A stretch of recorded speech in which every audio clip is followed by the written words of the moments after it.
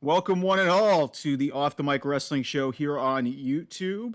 It's a Thursday, which is normally a mailbag day, but with one of the bigger premium live events on the calendar, SummerSlam from my second home of Cleveland. The Land is hosting it this week, and I'm so incredibly excited for the city of Cleveland to host this event. So, with SummerSlam, this is a SummerSlam predictions preview show for y'all. No, a lot of people are really hot in the show. This is going to be a very interesting show. And where I want to start is where a lot of the news is at right now. It may not be the number one top match or the main event on this show, but it is definitely the one that has a ton of steam behind it. Because unless you were living under a rock, you probably know what's going on with Logan Paul.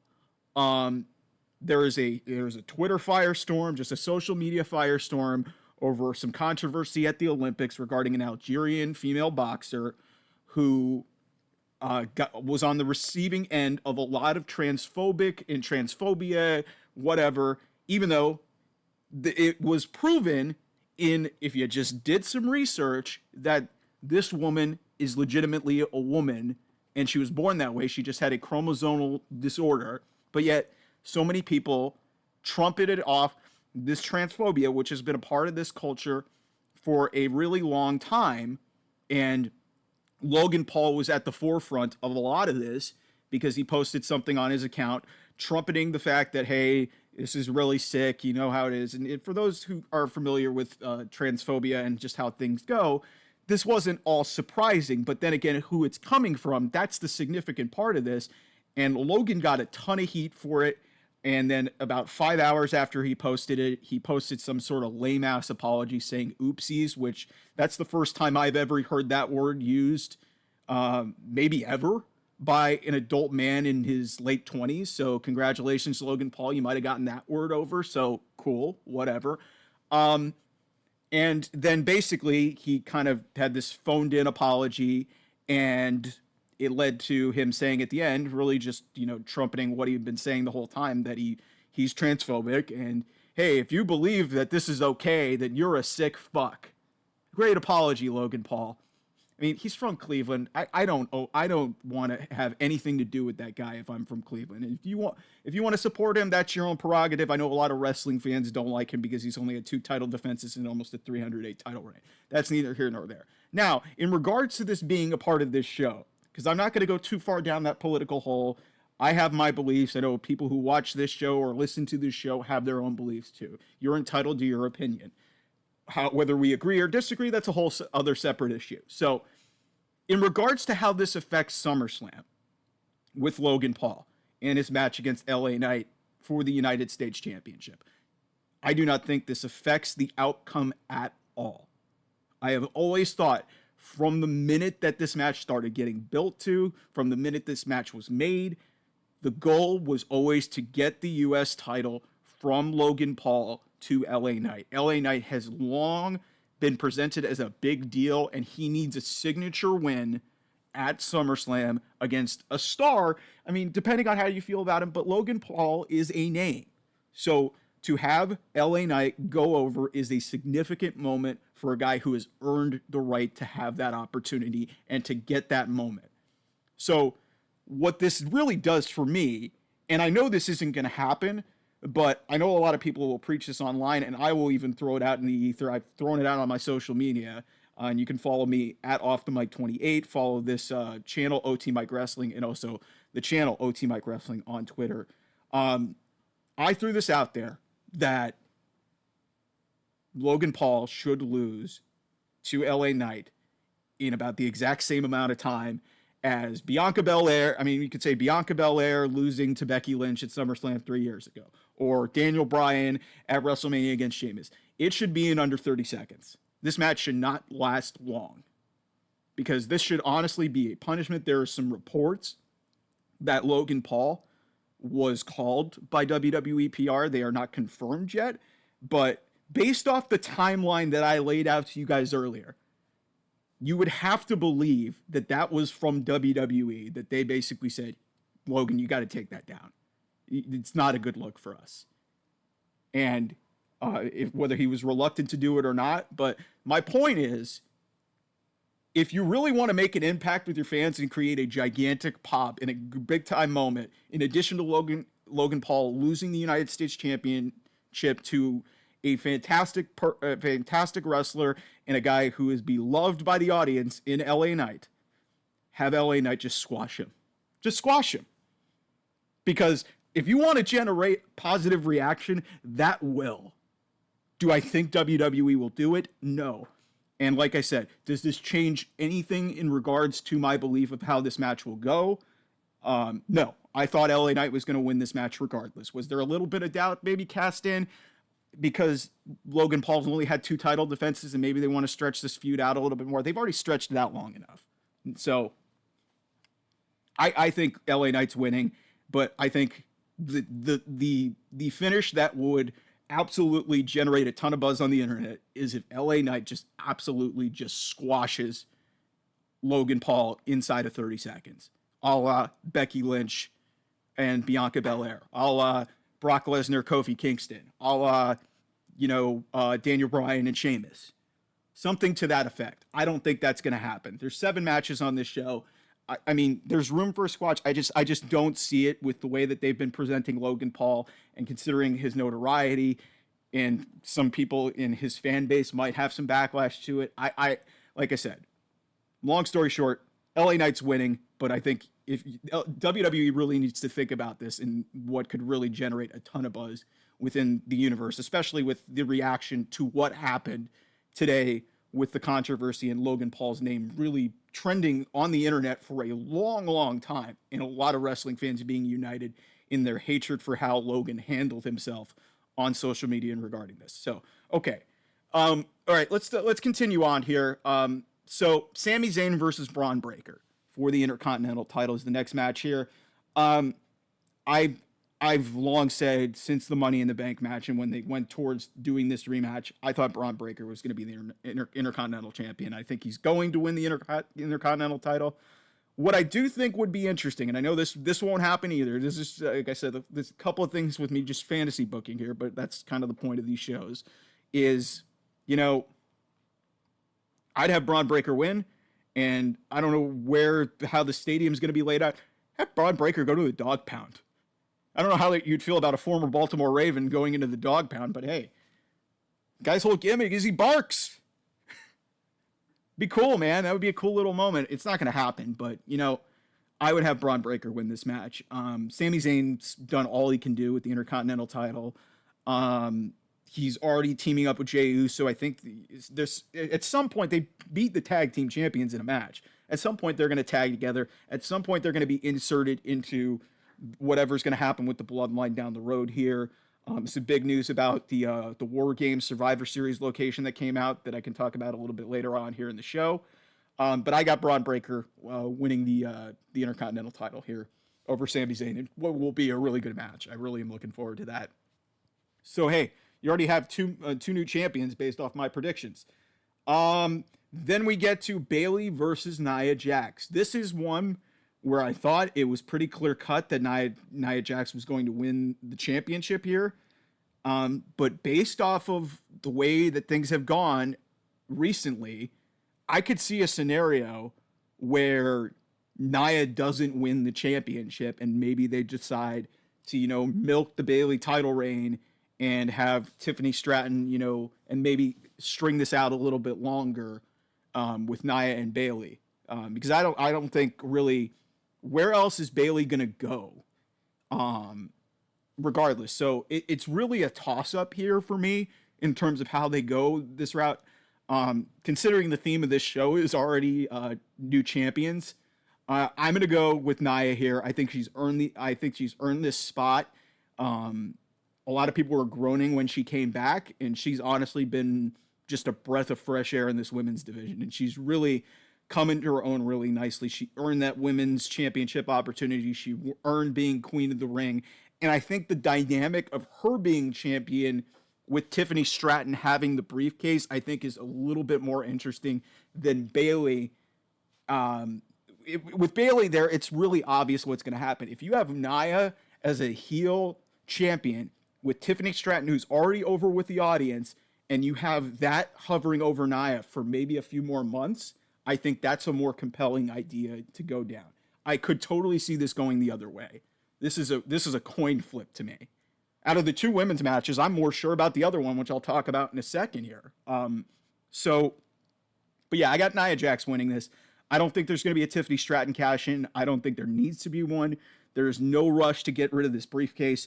Again, the furthest that, outside of Carmella, the furthest that this briefcase has been held by a woman is Io Sky last year. Everything else has been same day or the day or the Monday Night Raw immediately after. That's it. So they've got to have a long-term briefcase holder in Tiffany Stratton, and I think they should go that route. So I think if you're going to go that route, Nia needs to be the champion. So I'll go there. Liv Morgan versus Rhea Ripley. I'm actually really certain about how this is going to finish out. I think Liv Morgan's going to win here over Rhea Ripley. It's not going to hurt Rhea Ripley 1 ounce at all. And the reason why I say that is there's going to be some sort of chicanery, some sort of fuckery, as my sister calls it, and some sort of just screwy finish that gets Rhea really definitively to be the babyface. And the only finish in my mind that really hammers that point home is if Dominic Mysterio turns on Rhea Ripley here. And I've been saying that for weeks, and I know they're trying to plant this whole thing that, oh, Liv has changed and she's heartbroken over Dom and she's kind of going to her crazy gimmick. That I think this is all a red herring. I think it's all a red herring. I think this is all just a screw job. Maybe it's Finn Balor who does it here, and then it's just extended throughout this show, and the whole Judgment Day just splinters off. I don't know how that'll work out, but I really think that Liv Morgan's going to retain the championship here. I think she needs this win to really legitimize her reign more than Rhea needs it to get the championship back. And this isn't the first match that these two are going to have. Rhea, I think, is going to, they may do it at Bash in Berlin, or they're absolutely going to do something at Bad Blood. Probably inside Hell in a Cell, I would think. So I think this to me is one of the easier calls in the night, to be honest with you. I think Liv Morgan retains. One of the only real retentions on this show. It's actually kind of crazy. Like, and I'll talk about Cody Rhodes and Solo Sikoa. Like, the two retentions really that you can see on the show are pretty obvious to me. So, all right, let's do the championship. Let's do the first championship match because it's not the main. We'll talk about the main event at the end here. But Damian Priest versus Gunther. This is going to be great. I've said it repeatedly on this show that the best thing that WWE has done in this build to SummerSlam in the last month is make me care and make the average audience care about Damian Priest versus Gunther. This was always going to be a fantastic wrestling match. These are two of the best in-ring workers in this company. Nobody has given a shred of a shit about Damian Priest as a babyface, and they did a great job in getting him over. It was a little bit edgy and a little bit controversial in how they booked it, but I think it towed the line perfectly. It made Gunther look like a prick and a pompous asshole, which is perfect for his character. That's the whole thing. And you're playing this street trash element to the entitled individual that Gunther is. He's only lost one time on the main roster. And all along in this build, from the minute Gunther won King of the Ring, I thought that Gunther was going to win the championship no matter who he faced. And I still think that way. Damian Priest has been a fine world champion. I think a lot of people have really dismissed it because of the background character that he's kind of played in the whole, Seth, CM Punk, and Drew McIntyre, storyline that's been playing out since WrestleMania, really. But I think Damian's played his role actually pretty damn well, even though there's been a couple botches mixed in there in terms of the in-ring work. And then, like I said, I think he has done a fantastic job, and WWE and Gunther, they've all done a fantastic job in this storyline to get you really invested and get a ton of heat behind it. And I think Damian Priest is going to get a ton of cheers in Cleveland. A lot of people have been getting behind him.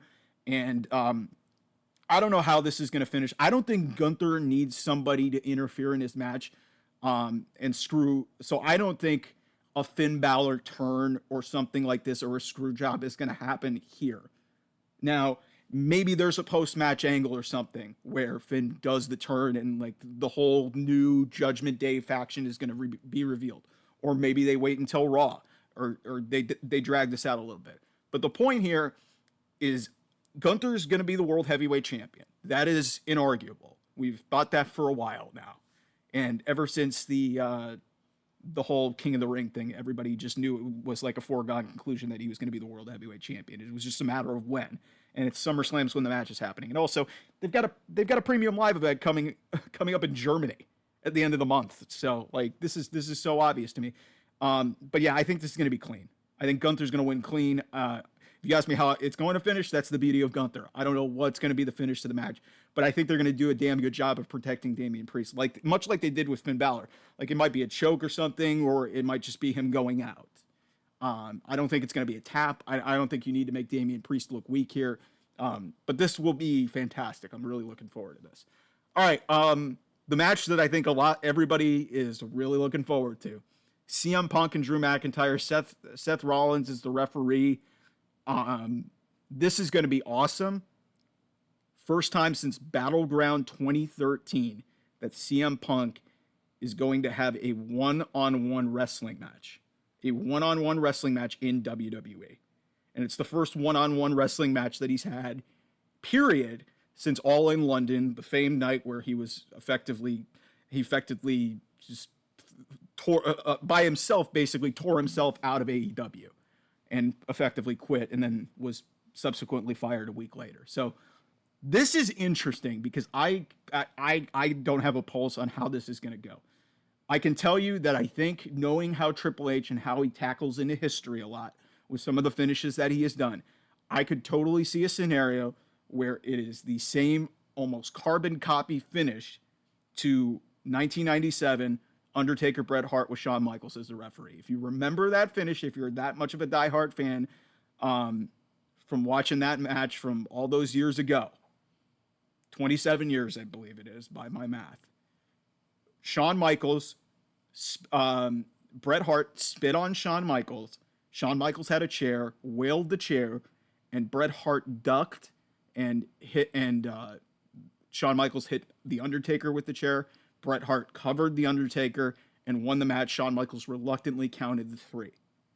Now, I think the way that this is set up, I don't think there needs to be some sort of elaborate heel turn from anybody in this match. And most notably, I think the obvious heel turn to be called for here is Seth Rollins. I don't think there needs to be a heel turn here. I think you could literally run back that finish, have CM Punk really be the instigator that he is, because he's more likely to play the Bret Hart role in this whole thing, and Seth Rollins will whale a chair and hit Drew McIntyre, and once again, Drew McIntyre will get screwed over. And it's because of Seth Rollins. Seth will reluctantly count the 3 for his worst enemy in CM Punk, and CM Punk will get his first win in WWE in 11 years. I think that's the way that this is going to go. I don't think you need, and that's the way that you can build. Because everybody's like, oh, and they're paying attention to what CM Punk said in the media, saying that I'm done with Drew McIntyre after this. I refuse to believe that. This has been such a simmering feud that you're just gonna have a blow-off match like this with a special referee. I just don't see how that makes any sense at this point. So I think Drew, and based off the way that this story has been told, I think Drew's gonna get screwed over again. I think that makes the most logical amount of sense. You have CM Punk kind of manipulate his way to a win, and it sort of heats up the whole thing between Seth Rollins and CM Punk, and everybody wants to see that match right away. There's no need to rush that. They were going to do it at WrestleMania last year. You're going to probably do it at WrestleMania in Vegas next year. I think that's the direction that you've got to go. So I know a lot of people who are Drew McIntyre fans are not going to be happy about that, but I think logistically, if you know the way that Triple H has kind of, done these these finishes in his ode to history, referencing that match from 27 years ago at SummerSlam, I think that it's going to be Seth Rollins counting the 3 for his worst enemy in CM Punk. And I think that's a great finish to do in these circumstances. Okay. And then the main event, Cody Rhodes versus Solo Sikoa. As of now, this doesn't have any bloodline rules. There's no changes to this yet, but there could be some changes that come to this.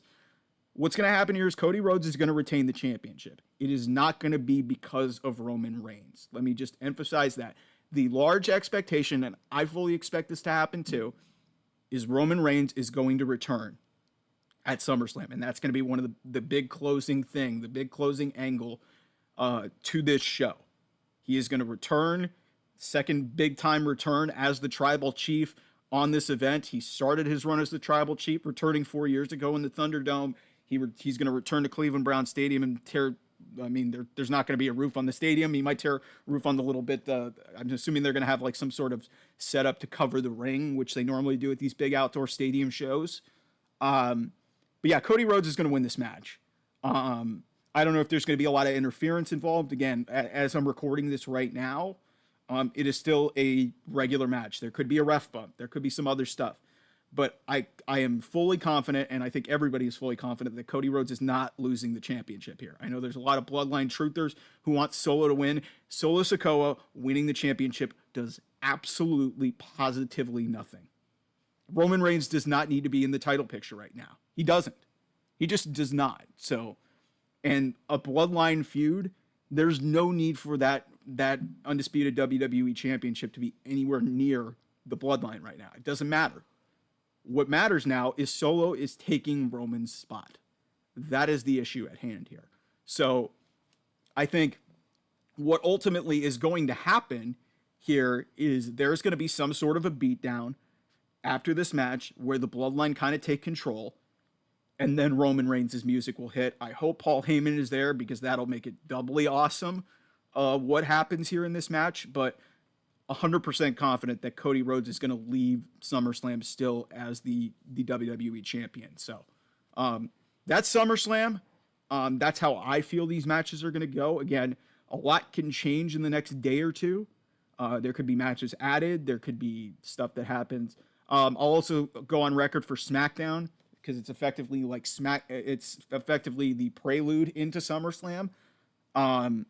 I think Jade Cargill and Bianca Belair are going to win back the women's tag team titles over Isla Dawn and Alba Fire. I thought that this has always been kind of like a placeholder thing, and they've been just trying to delay it as long as they can to give Alba and Isla some sort of respectable title reign. But I think always the goal was to get it back to Bianca and Jade. So I'm not going to be surprised if they win that.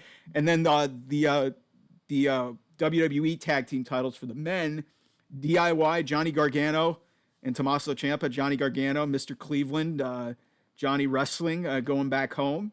So that'll be really neat to see him compete. A lot of people are like saying DIY is going to lose. No, they're not. Again, what I've said about Solo Sikoa, that applies to the Bloodline here. They do not need to be tag team champions to establish their dominance. What's really going to happen, I think there's going to be some type of return here. It's probably going to be Jimmy Uso, who is going to be involved in some capacity to screw over the Bloodline, and it leads ultimately to DIY getting out of there with the championships. There's just no reason to have DIY lose when they literally won the championships like a month ago. They literally won them a month ago. Like, why? So, because you just want to give them a championship? And also, it's not going to hurt Jacob Fatu one bit. I could also see a DQ finish here. I could totally see a DQ finish happening to protect everybody. But Jacob Fatu, regardless, is not going to be taking the fall in this match. If anybody's taking the fall in this match, it's for the Bloodline, it's going to be Tama Tonga. And that's not going to hurt anybody. That is not going to hurt anybody one bit. So there's going to be some type. I think this might start the whole timeline of, Roman Reigns potentially returning. And there, if not, it's like, maybe you have a returning Randy Orton or a returning Kevin Owens potentially get involved in this match to screw everybody over. And we kind of get more of that coming back. I know that may not please everybody, where you want these guys selling their injuries from their attacks from the Bloodline, but that also makes a lot of sense in the context of what's going on here. I just don't see a scenario where DIY loses the championships here. Okay, another thing here to address before we sign off. Survivor Series War Games. It seemed like it was rumored that it was going to be the Intuit Dome here out in my neck of the woods here in LA. The new Intuit Dome, the new home of the Clippers. That is not the case. They announced that it's going to be at Rogers Arena or Rogers Place. I get them confused. Either way, it's going to be in Vancouver, which is great. Canada is going to get another premium live event, and that continues the run of a large chunk of these shows are technically international. That's going to be the second show in Canada this year. And it's a big time show. Survivor Series has really elevated itself back to being considered one of the big four shows. And I think the War Games stipulation has really added a lot to that. What's going to be in that match? You would have to believe that it's going to be, in some form or fashion, it's going to be the bloodline of Roman's end, which I would think would be Roman, the Usos, and Sami Zayn against the new bloodline, Solo Sikoa, Tama Tonga, Tonga Loa, and Jacob Fatu. Although Zilla Fatu has been teasing on his Instagram that maybe he could be involved. You also still have Hikuleo, who is rumored to have been signed with the company. So this could shift a lot, and maybe it turns into a 5-on-5 match, and you add people. And then the big angle coming out of this is I think The Rock returns. And I think The Rock returns, and we start building to that mega match that they wanted to shoehorn in our face at WrestleMania 40, and people are saying, oh, they screwed up. It's going to be 10 times more significant when Roman Reigns and The Rock face each other at WrestleMania 41. And everybody's going to say, oh, what about Cody Rhodes? Cody Rhodes is going to go somewhere else. I honestly think he's going to face John Cena. I think that's going to be the route that they go for this one. And one fun thing, we'll do one mailbag thing here. Thanks to my guys out in San Antonio, who I do the spaces with every week on Monday. They put this interesting little debate out there that kind of resembles, if you pay attention to basketball, and I'm a big basketball fan. Obviously, I've mentioned that I love Cleveland. Cleveland's like my second home. So obviously, I love LeBron James. And so the question that was posed is the big debate in basketball is LeBron versus MJ, Michael Jordan. That has been the biggest debate for the longest time. And I got tired of it years ago. The debate, and this reminded me it was so eerily similar. Who's better? Who's the GOAT? John Cena or Stone Cold Steve Austin? And I was sitting thinking to myself for most of the day, holy crap, that is a hard effing question. And gun to my head, I would have to tell you that more likely, I would probably say Stone Cold Steve Austin, given the fact that he was at the top of the company during its biggest boom period ever, the Attitude Era. And that guy was getting nuclear reactions, unlike anything that we've ever seen. And he was beloved and was rarely hated and consistently delivered. And in my opinion, is the best character ever in the history of professional wrestling, because the guy just toed the line so perfectly. He was just a badass who just wanted to go out there and just whoop ass, open up a can of whoop ass, as he was always say. So I would go Stone Cold. But I will say this about John Cena. And with him retiring next year, this honestly kind of puts it all into perspective. I've watched virtually every step of John Cena's career because I really got into wrestling post-Attitude Era. I grew up in the Ruthless Aggression Era. And John Cena was the poster boy of the Ruthless Aggression Era. And it was one of the hardest eras to get into because this was when WWE was losing steam. Like Rock wasn't there. Stone Cold wasn't there. All their big top guys. And they had to start creating new people. And it all started with John Cena getting a rapper gimmick. And then it just evolved. And he became the most identified, superstar in terms of kids, in terms of merchandise, and evolving his merchandise with his cap and his shirt. It always sold very well. He was over with the kids. He was hated by the adults. And it was unlike anything that you have ever seen. And it got to the point where when he came back in 2021, he was universally beloved.